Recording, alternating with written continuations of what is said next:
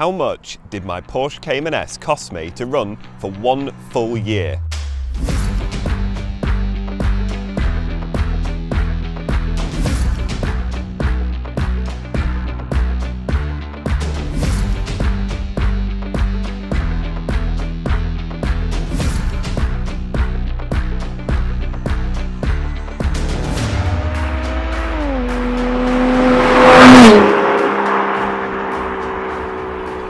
So, my Porsche Cayman S. Many regular viewers of this channel will remember that this car has cost me a small fortune to run. Being the 2006 S model, it's prone to a lot of things such as bore score.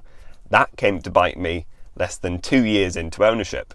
And since then, the car has been fairly expensive to run. But this year has been what I would consider to be quite a typical year, and I wanted to go through some of the things that I've spent on the car just to keep it on the road. It is worth mentioning that all of the things that I've done to this car over the course of the year have been done at a local specialist. This has brought the cost right down, and I would recommend anyone buying one of these cars make use of your local specialist, because honestly you'll save thousands. Now, the first thing on the list is the service. This car quite soon into the year needed a minor service. Just before the car went in for its service, I had an engine management light on and warning signs. Turned out that that was a lambda sensor. So while it was in for its service, they did the lambda sensor at the same time, which was very lucky. This wasn't as expensive as I thought it was going to be. So the service and the lambda sensor came to just over £330, which I think is not bad for a minor service, plus a lambda sensor. This goes to show how much money you can save by going to your local specialists as opposed to a Porsche main dealer. Porsche main dealers can charge upwards of £100 an hour. My garage is £45 plus VAT per hour. There's a huge saving to be had. While the car was in for its service, they did notice it had a fault. I mentioned it to them when it went in, which was the temperature sensor. Many regular viewers of this channel remember I've been talking about my temperature sensor. I've really struggled to get it to work correctly. It'll be fine for weeks and weeks, and then for some reason it just drops off to the bottom and tells you it's cold. It's really annoying, and I did wonder whether I had a coolant leak as well, because that level was not holding. Sometimes it would hold for months, other times it would need a top up. It was really weird, so I got them to check that out. They took off the under trays and found, of course, it needed its coolant crossover pipes doing. Anyone familiar with the Porsche brand will know this is common across all the cars, and it's quite an expensive job. The parts are very expensive and it's quite involved. And yeah, that was very expensive. So all in, it's £1,400. That was for labour and parts to swap the coolant crossover pipes. These pipes run the full length of the car. They're very expensive, but it's something you've got to bear in mind with these cars. They're getting to that point now where things like that are starting to wear out. And if they haven't been done on a car that you're looking at, they're possibly going to be needing to be done in the next few years. This car is, for context, on around 70,000 miles. So it's at this point that they clearly start to leak. Now, next up, one of the biggest bills, and one of the things that I was really concerned about with this car, is disc brakes. Now, when I first bought this car, this was something that I was worried about. I was worried about how much it was going to cost to replace the discs and pads when they needed doing. And I was right to be worried. When I looked online at the prices of these parts, I was staggered. But thankfully, there's a website called Design 911 where I was able to go on and find some alternatives, something less expensive to fit to the car. And these are not bad discs and pads. These are Brembo. So I bought the Brembo discs and Brembo pads from Design 911, took them to my local specialist and had them fitted. The total cost, £810. Nothing to be worried about.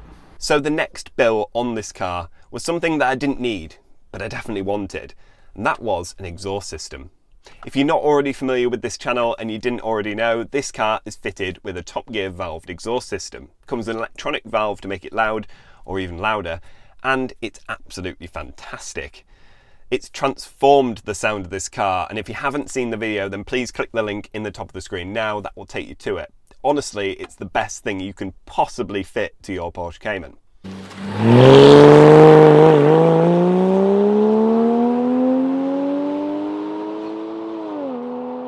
But anyway, I didn't need this, but because the car, well, I didn't feel like it had cost me that much this year, I thought it needed a treat.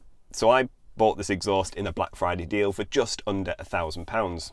With it being a valve system with wiring and vacuum lines, it's quite expensive to fit.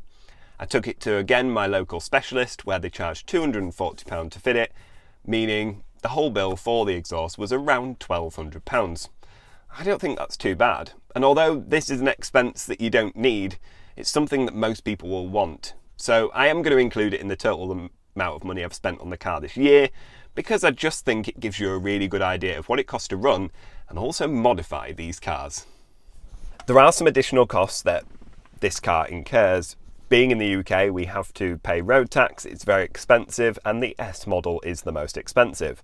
If you pay direct debits like I do, it comes to over £700 for the year, so you've got to factor that in when buying the S. If you go for the cheaper 2.7, you will save a little bit of money there. And if you get the newer 3.4, again, you save. It's this bit in between that I've landed myself in. That's where it gets expensive. The other thing to consider is insurance. Now that varies from person to person. My insurance is extremely cheap for this and doesn't even come in at £300. That will vary again across the country. More dodgy places, you're going to pay a lot more insurance. I'm quite lucky, and yeah, it's not even £300, so it's cheaper than the road tax, which is quite unusual. So that brings me to the total. How much did this car cost me for 1 full year of running it and modifying it? Well, I'm quite shocked to say that although I feel like this is a cheap year for the car and very much borderline average, the total price comes to £4,300. Now, £4,300 for a year of running this car, I don't think is too bad. Of course, you've got fuel on top of that. But when you consider I've done 8,000 miles in this thing, I don't think that's too bad. But anyway, I hope you've enjoyed this rather quick video, just giving you a little bit of an update on what it's cost me to run my Porsche Cayman for the full year. If you've enjoyed this video, then please make sure to give it a thumbs up and subscribe if you haven't already, for plenty more videos like this one to come and loads more content on my Cayman. Thank you so much for watching, and I'll see you next time. Bye.